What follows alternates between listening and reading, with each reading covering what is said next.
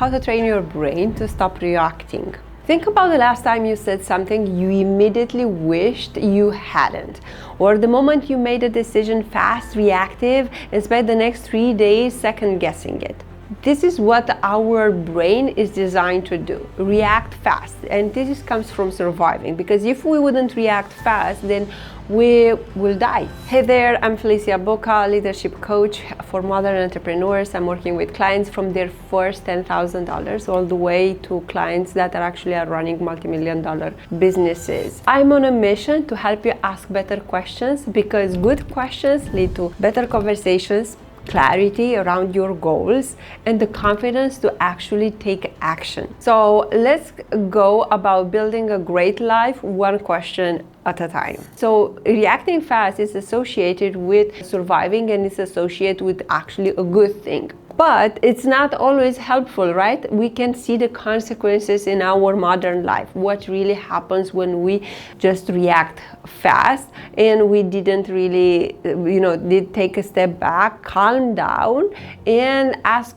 questions and actually respond instead of react. So this happened to me recently, that I received a message from the publishing team, because I have the upcoming book, Good Questions, Great Life, coming. I got some samples for the book cover, and it was evening, and I checked the message and I looked over the samples and I didn't like them. And I was ready, like, what is this?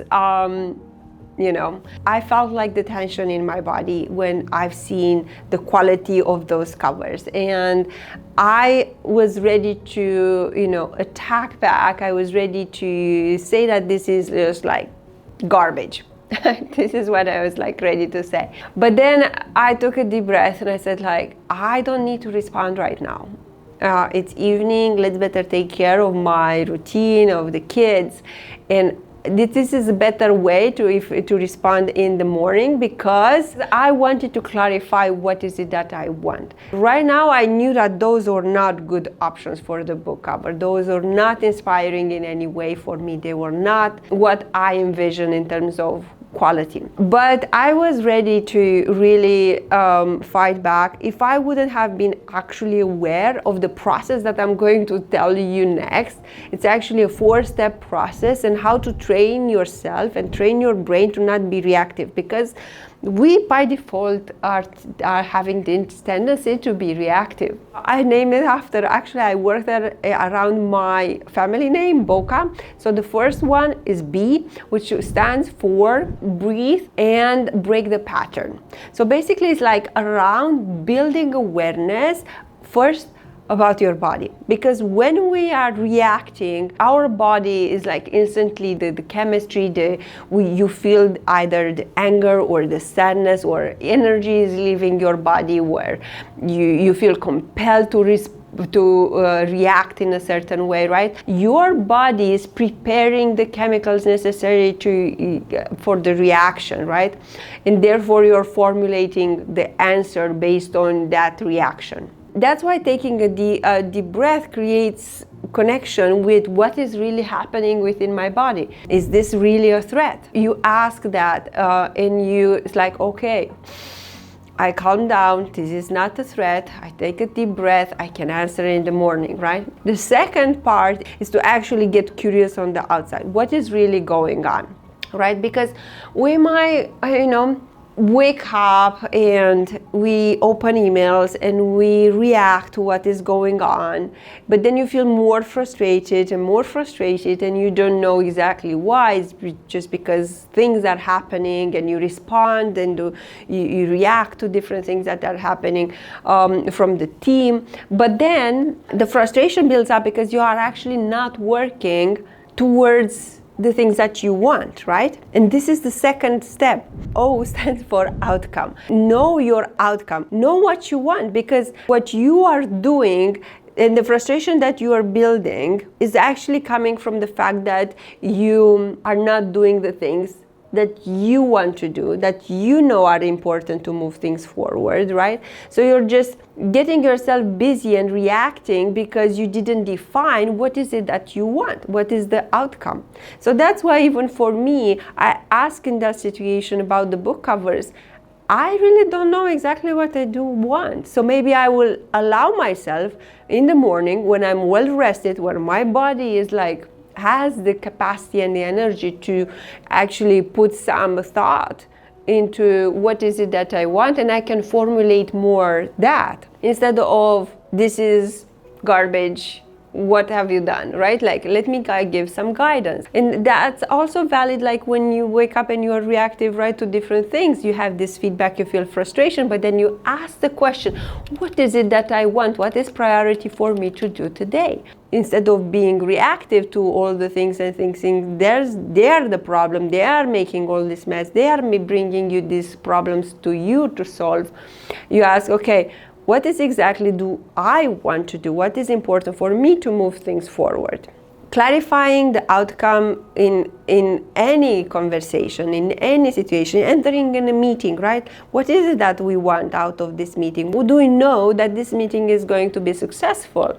Like, what needs to happen to say at the end that is going to be successful? And therefore, you don't just react to the things that are presented.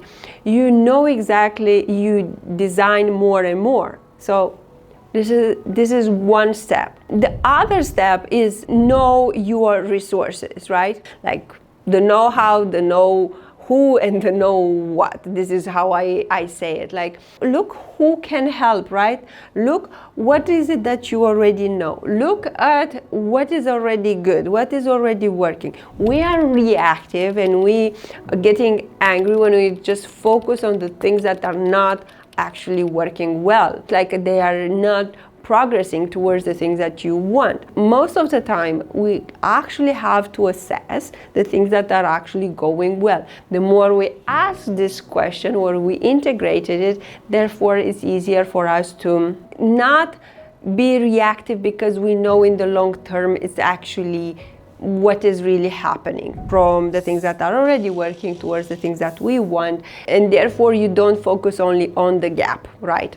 The last step is align action. In order to stop this process of being of actually being reactive, is okay, connect with your body, really be aware. This is crucial. Biology plays a huge role in terms of how we actually navigate our emotions. What is happening in your body? If you're sleep deprived, you're most likely not going to make the best decisions, and it's best to be aware that you don't have the capacity to actually respond in the best way, and say, okay, let's postpone this for tomorrow morning and I will answer this message, instead of now jumping in, feeling compelled to that I need to respond right now and I will respond from this state, right? Is this the best way? The more you decide or you take action towards what is it that you want, the more you reconnect and actually you respond to things instead of react. You come up from a better and a higher state and energy and clarity. Better things are coming out of that